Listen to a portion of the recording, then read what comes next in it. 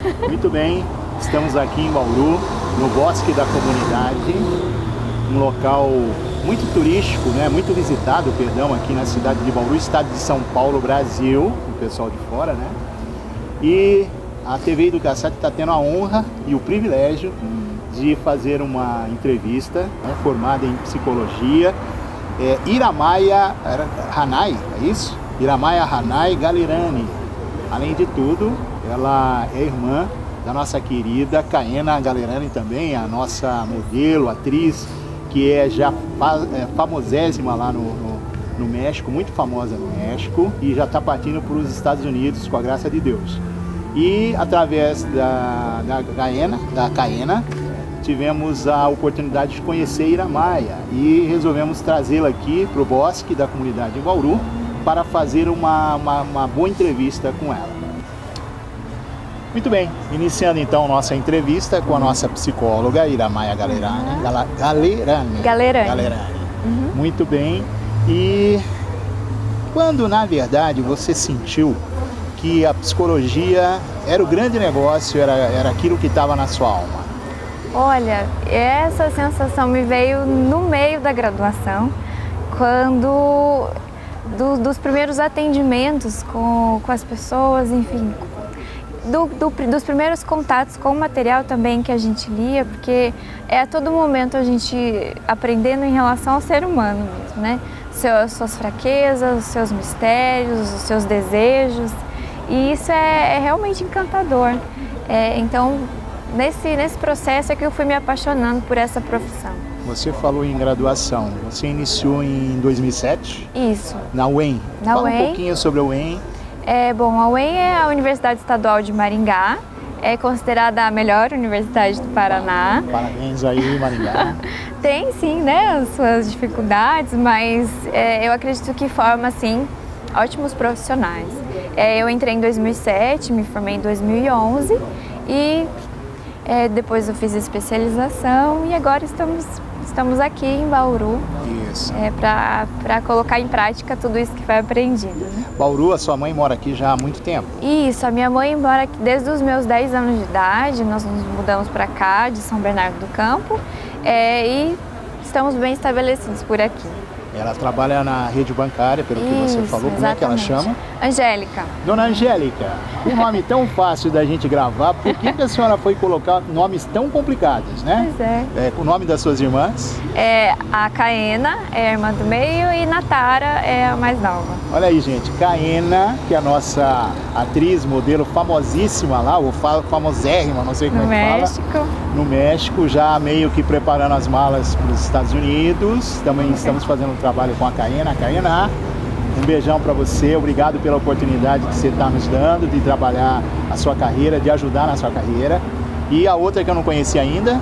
A Natara, né? Natara, Iramaia é ela aqui. E como vocês podem estar vendo, todas muito lindas, muito bonitas. Depois eu vou dar um closezinho aí, a hora que ela estiver falando, para o pessoal ver, principalmente o meu pessoal lá de Angola, né? Pra vocês verem aí essa brasileira bonita e inteligente que a gente está tendo o prazer de entrevistar. Eu que agradeço. Vamos lá, Iramaia, vamos falar um pouquinho sobre a sua experiência. Eu andei vendo no teu currículo que você tem aí uma vivência muito grande, desde da infância, do trato com crianças em situação de risco, até idosos, passando por presidiários. Nós vamos conversar um pouquinho com ela sobre isso. Eu queria que você falasse um pouco mais sobre a tua experiência no trabalho com as crianças em situação de risco. Pode ser? Certo. Então tá bom. Bom, eu comecei nessa área das crianças em uma ONG em Maringá, que eu trabalhei com crianças de 5 a 11, 12 anos mais ou menos, já no início da adolescência, né? E essas crianças, elas passavam por situações bastante críticas de violência de todos os tipos, psicológica, física, sexual, enfim.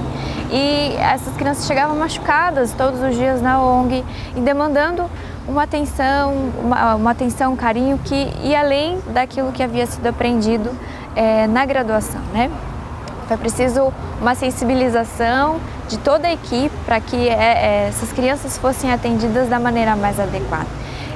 E um trabalho também foi realizado com as famílias dessas crianças para que fossem identificadas as formas de violência com que essas crianças estavam sendo tratadas e que as crianças pudessem se defender também, que as famílias pudessem ter coragem, que falta muitas vezes para denunciar essa situação de violência que está ocorrendo dentro das suas casas.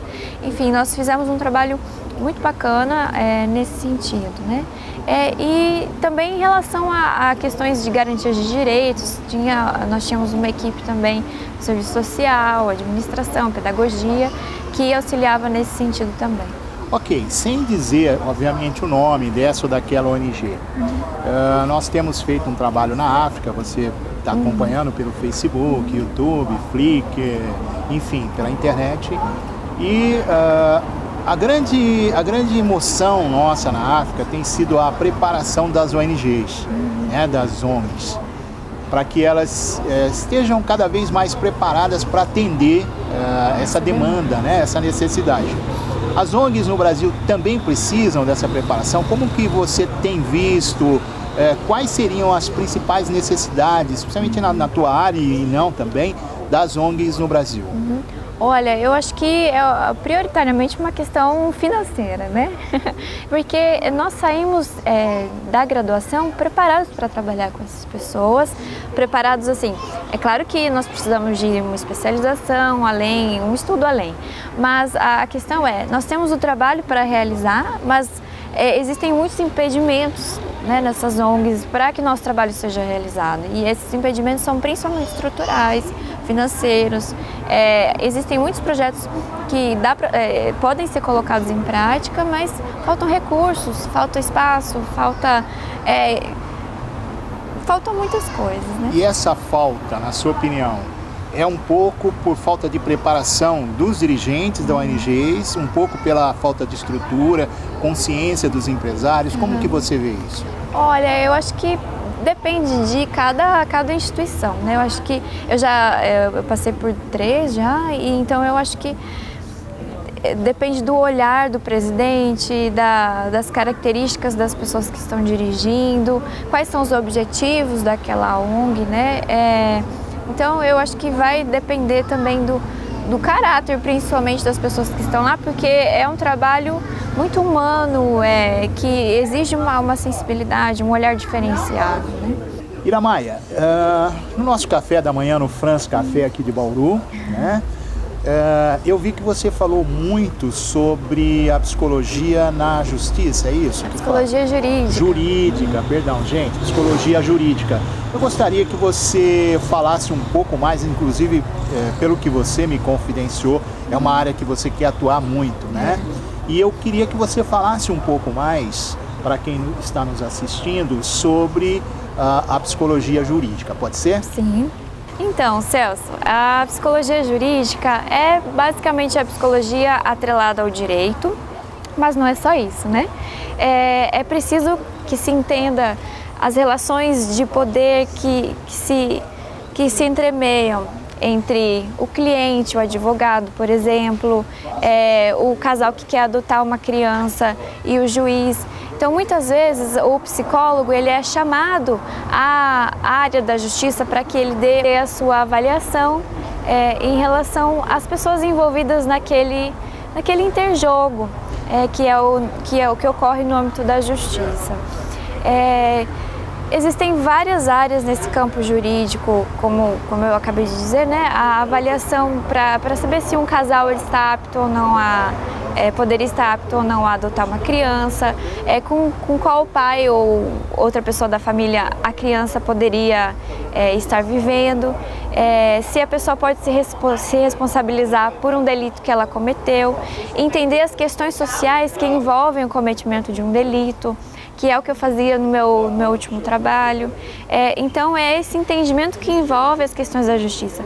A psicologia ela vai trazer um olhar integral do indivíduo, para que se humanizem na questão do cumprimento de penas, para que se humanize essa questão do cumprimento, né? Que o indivíduo não seja visto como mais um número em um processo. Então, o psicólogo vai estar ali, para que esse olhar seja promovido. Muito bem. Iramaia Galerani, psicóloga. E vamos continuar Iramar, eu gostaria que você falasse um pouquinho sobre pessoas em cumprimento de pena dentro do sistema aberto. Pelo que eu li no seu currículo, você já tem uma boa experiência nessa área. Isso. Bom, eu trabalhei até pouco tempo atrás com pessoas nesse sistema, né, que são das medidas alternativas, enfim. Prioritariamente nós atendíamos pessoas que estavam sendo encaminhadas para a prestação de serviço à comunidade ou que precisavam de algum tipo de acompanhamento, de algum tipo de fiscalização em relação ao cumprimento da pena. Bom, nós fazíamos na parte da psicologia a escuta qualificada dessas pessoas, percebíamos que desde o sistema fechado, semiaberto, elas tinham uma necessidade muito grande de falar em relação, né, já haviam passado sim por ótimos profissionais até então, né, psicólogos, assistentes sociais, mas ainda assim necessitavam de um espaço de fala em relação ao delito cometido, a sua história de vida, e isso precisava ser entendido. Inclusive era muito importante para saber também qual o melhor local para encaminhar essas pessoas, o que faria elas auxiliaria para que elas tivessem uma responsabilização em relação ao ato cometido.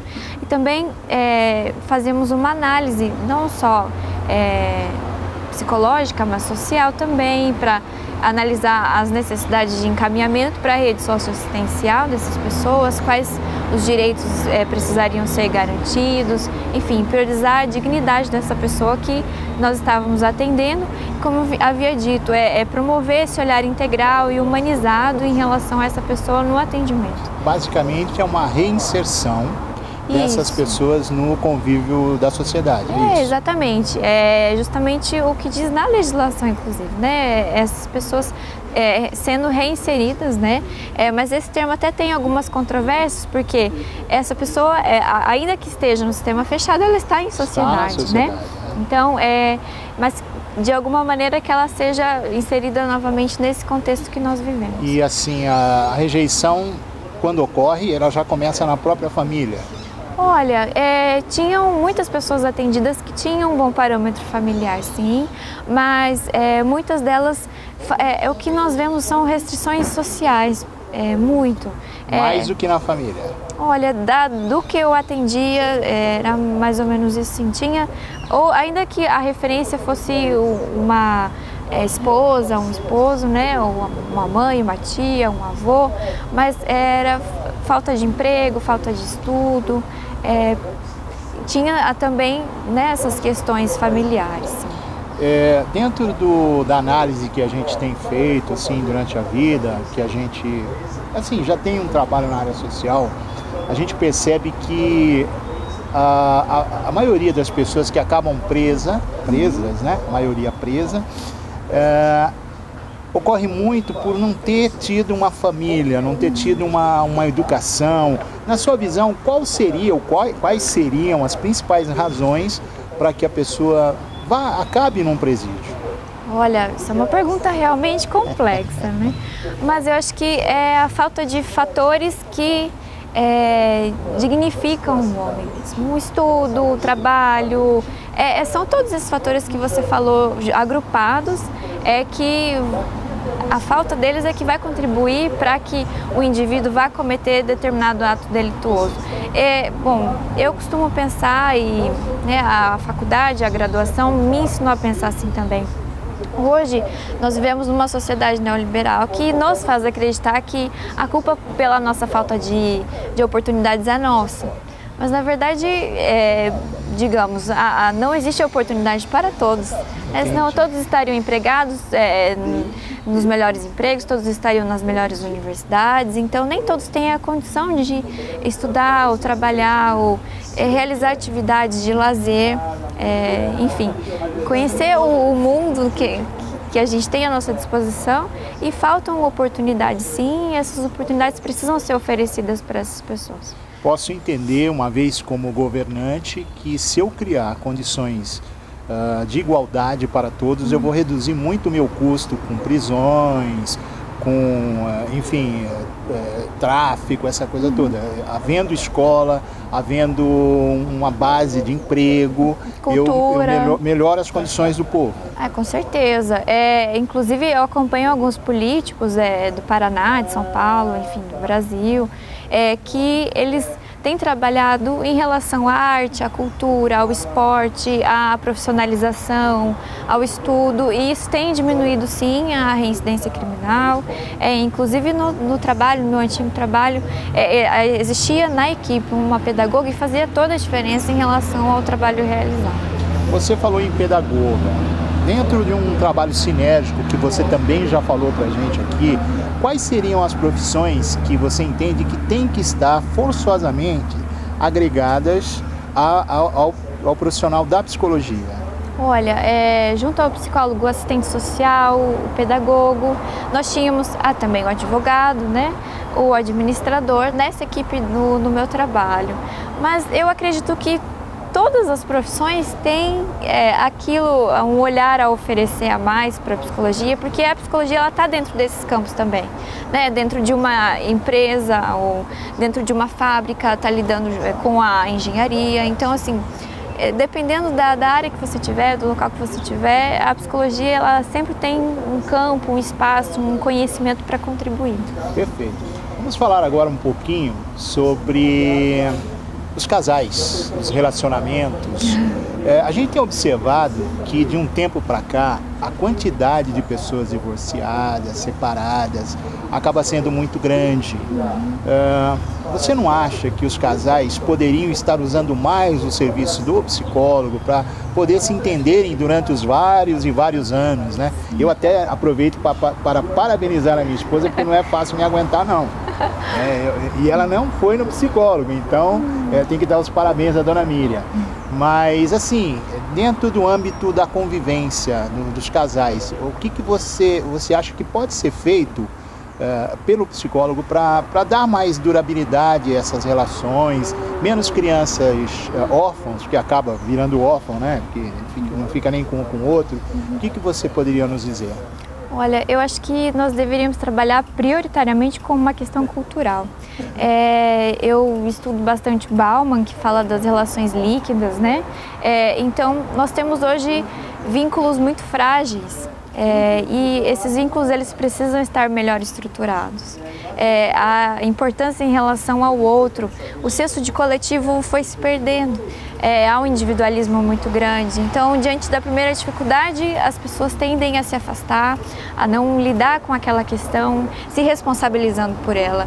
Inclusive, levando mais adiante, assim, uma temática que eu pretendo estudar, a responsabilização que as pessoas têm dado a outras instâncias, que não elas próprias, né, tirando de si uma autonomia para lidar com os seus problemas.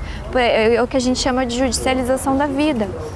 Nós temos transformado muitas questões em leis, aquilo que o indivíduo deveria lidar em causa própria, jogando isso para o Estado ao invés de lidar com determinados pontos. Porque o casal separado muitas vezes gera um filho desequilibrado que vai constituir uma família que também já junta um outro desequilibrado e acaba dando uma confusão grande, né? Eu gostei quando você falou na questão cultural e também, pelo que eu vi da sua resposta, existe toda uma área científica envolvendo isso. O que gente, corrobora a necessidade do profissional na área de psicologia, que é muito importante isso. Com relação, eu vi também no seu currículo, gostei, aliás, o seu currículo é uma entrevista para um dia, viu, gente? É um dia de entrevista para a mulher, tem 28 aninhos, com cara de 21, né? Mais uma experiência de 80 anos aí, porque ela é guerreira.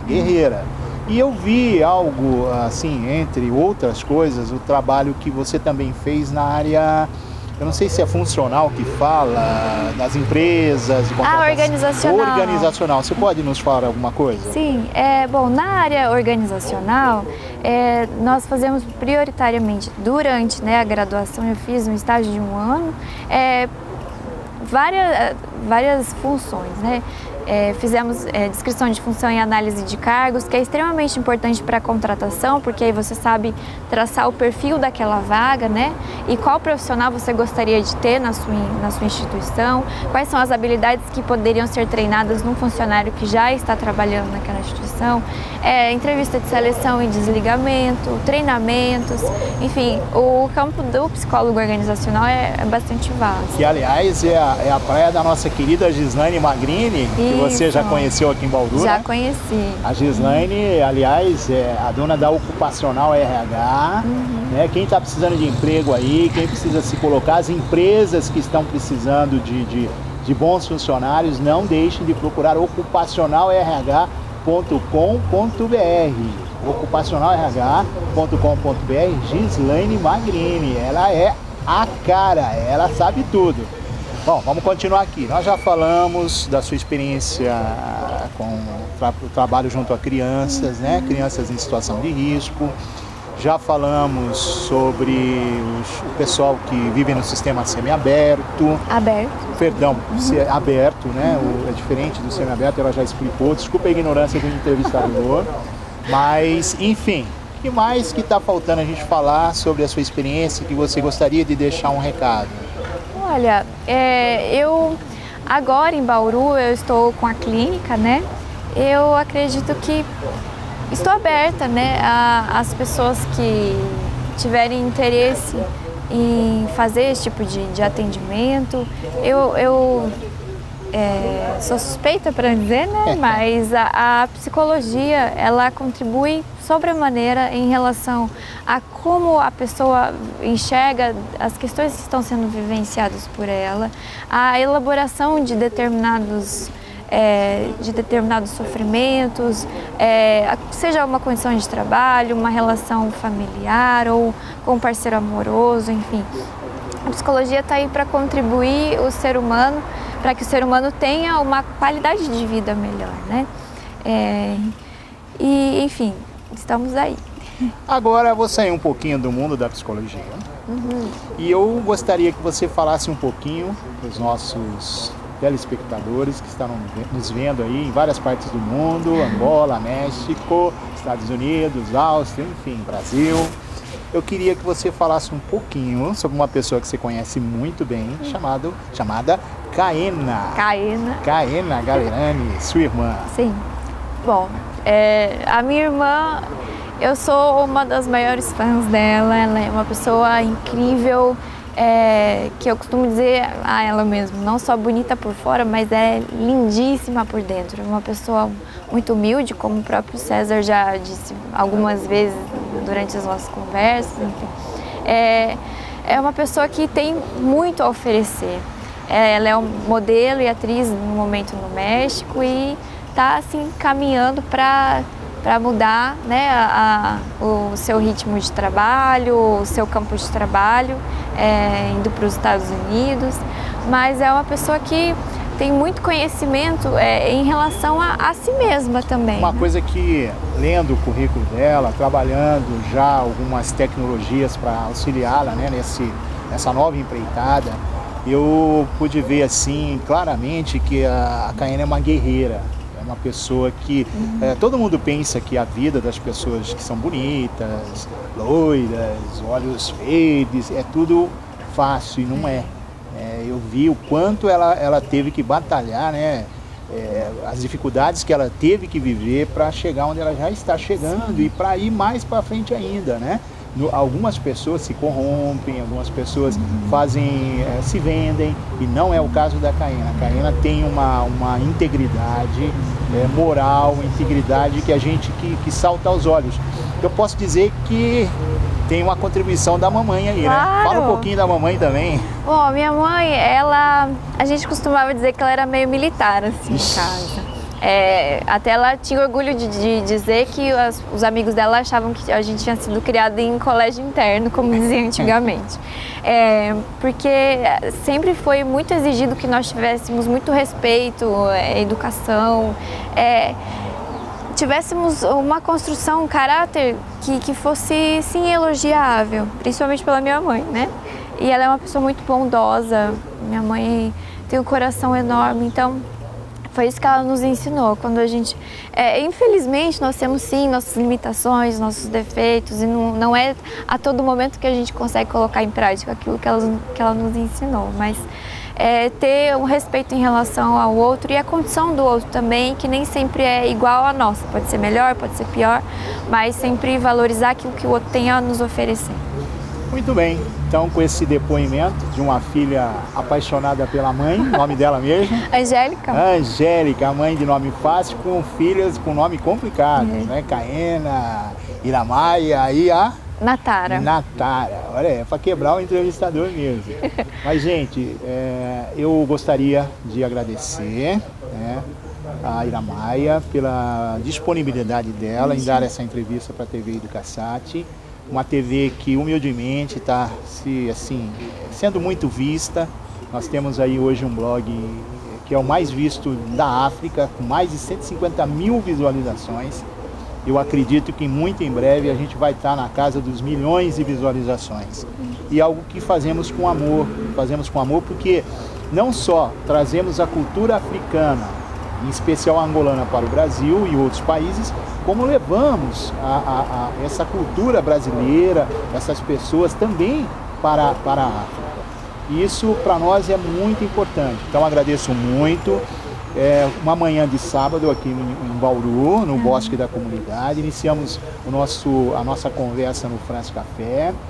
E assim, ficaria o dia todo falando, entrevistando Iramaia. Não faltará oportunidade, não.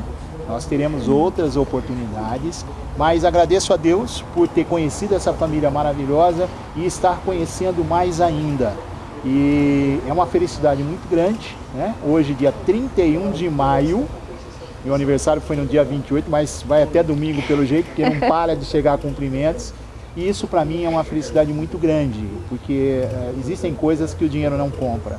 E esse carinho, esse amor, essa dedicação dos milhares de amigos que a gente já tem, isso para nós é muito importante. Eu vou ainda pedir uma palavra final para que a Iramaia deixe a sua mensagem para todos que estão nos assistindo. E nós vamos colocar o site aí para vocês acessarem e conhecerem mais e melhor o trabalho da Iramaia, as universidades, faculdades que queiram contratá-la, o pessoal que queira clinicar, eu não sei se é assim que fala, mas vocês vão acessar através do site. Então, com vocês a palavra final da nossa entrevista com Iramaia Galerani.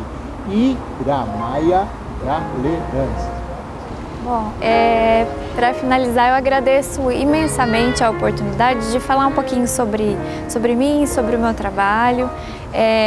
Eu agradeço a oportunidade e agradeço também, principalmente a Deus, que me dá a possibilidade de estar aqui, de ter esse conhecimento para compartilhar, para colocar em prática. Agradeço a minha família e eu chamo a todas as pessoas que têm interesse em conhecer essa área que é linda, essa ciência que é a psicologia, que tem muito ainda a oferecer, que tem muito ainda a ser descoberto. Não é preciso se preocupar com aquilo que vai se ganhar depois, né? Porque existe um mito de que profissional liberal hoje ainda passa fome. Não, isso não existe. Se você tem amor ao que você faz, você vai encontrar os seus caminhos independente da área que você esteja. E a psicologia é uma linda profissão. Então eu convido a todos a conhecer essa ciência e conhecer também o meu trabalho, caso tenha interesse. Nós vamos disponibilizar no site o meu contato. Qualquer dúvida que se tem em relação à área social, à jurídica, que é a área que eu mais estudo, né? Eu ainda tenho muito a estudar, claro, mas eu estou à disposição para quem tiver interesse. Mais uma vez, muito obrigada e tenham todos um bom dia.